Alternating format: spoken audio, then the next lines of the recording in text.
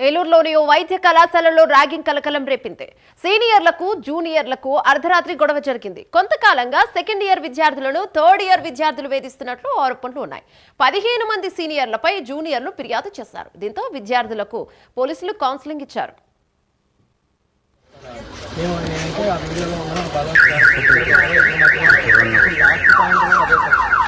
ఇదంతా మీరు ఎవరో మాట్లాడడానికి మాట్లాడతాను కానీ మాకు బలవంతంగా ఏంటంటే నేను ఎవరినైనా కొడితే మీరు తిరిగి కొట్టడానికి వస్తారా?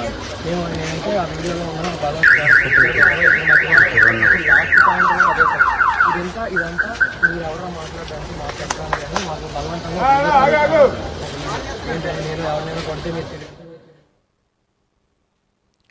ఏలూరులో సీనియర్లకు జూనియర్ విద్యార్థులకు గొడవ జరిగింది. దానితో పోలీసులు కలుగజేసుకుని ఇద్దరికి కౌన్సిలింగ్ ఇవ్వడం జరిగింది. దీనిపై మరింత సమాచారం మా కరెస్పాండెంట్ సత్యనారాయణ అందిస్తారు. రైట్ సత్యనారాయణ, అసలు ఈ గొడవకి కారణాలు ఏంటి? అంటే ఓన్లీ ర్యాగింగ్ ఏనా, మరేమైనా కారణాలు ఉన్నాయా ఏంటి?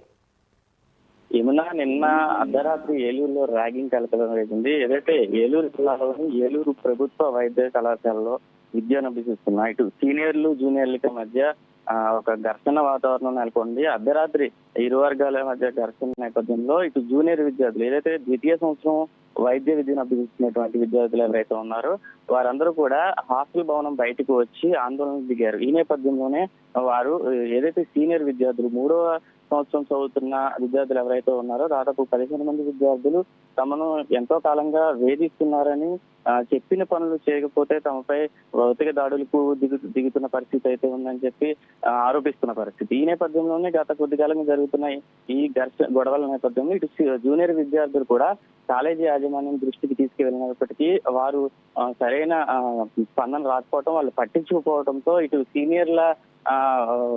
సీనియర్లు వీరిపై ఇంకా వేధింపులకు దిగుతున్నారని అయితే ద్వితీయ సంవత్సరం విద్యార్థులు ఆరోపిస్తున్నారు. ఈ నేపథ్యంలోనే ఘర్షణ వాతావరణం నెలకొంది. హాస్టల్ భవనం బయటకు వచ్చి వీళ్ళు ఆందోళన దిగారు. ఈ నేపథ్యంలోనే సమాచారం అందుకున్న ఏలూరు సూటెంట్ సర్కిల్ ఇన్స్పెక్టర్ అశోక్ అక్కడ విద్యార్థుల వద్దకు చేరుకుని ఇటు ఈ ఇరు వర్గాలకు కౌన్సిలింగ్ ఇవ్వడం జరిగింది. దీనిపై సమగ్ర విచారణ జరుపుతానని అయితే అశోక్ కుమార్ తెలియజేయడం జరిగింది. ఈ నేపథ్యంలోనే ఇటు ఏదైతే సీనియర్ విద్యార్థులు తమ చెప్పిన పనులు చేయకపోతే తమను దాడి చేస్తున్నారని అయితే జూనియర్ విద్యార్థులు ఆరోపిస్తున్నారు. అయితే దీనికి సంబంధించి ఇటు టూ టౌన్ పోలీస్ స్టేషన్ లో పోలీసులు అయితే దర్యాప్తు చేస్తున్నారు. అసలు ఇరు వర్గాల మధ్య ర్యాగింగ్ జరిగిందా లేకపోతే మరే ఇతర కారణాల వల్ల వీళ్ళు ఘర్షణ పడుతున్నారా అనే అంశంపై అయితే పోలీసులు దీనిపై పూర్తి స్థాయిలో దర్యాప్తు చేస్తున్నట్టయితే కానీ స్పష్టమవుతుంది.